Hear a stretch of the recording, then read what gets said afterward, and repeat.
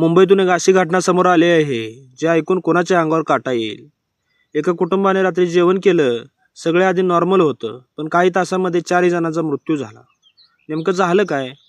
तर 25 एप्रिलची रात्र दक्षिण मुंबईतील एका कुटुंबाच्या घरी बिर्याणीचा बेत होता। जेवण झालं, पाहुणे गेले आणि रात्री उशिरा कुटुंबाने कलिंगड खाल्लं। सगळं ठीक होतं, पण पहाटे अचानक उलट्या, जुलाब आणि प्रकृतीने झपाट्याने बिघडायला सुरुवात झाली। रुग्णालयात नेलं, पण वेळ निघून गेली होती। एकामागे एक 4 जणांचा मृत्यू झाला। आता सगळ्यात महत्त्वाचा, सगळ्यांच्या मनातला एकच प्रश्न, बिर्याणी अधिक कलिंगड बरोबर विष, असं खरंच होतं का? तर डॉक्टर आणि डायटिशियन यांनी काय सांगतात?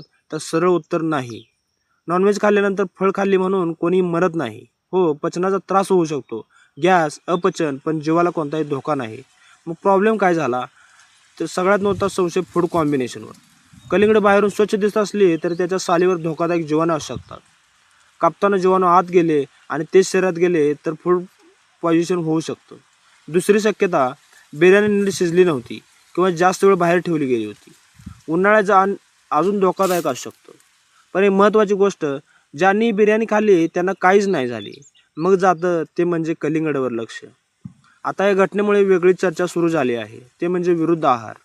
आयुर्वेदानुसार काही पदार्थ एकत्र खाल्ले तर शरीरात रिॲक्शन होऊ शकते, जसं की दूध, फळ, दही, काही जेवणानंतर लगेच फळ।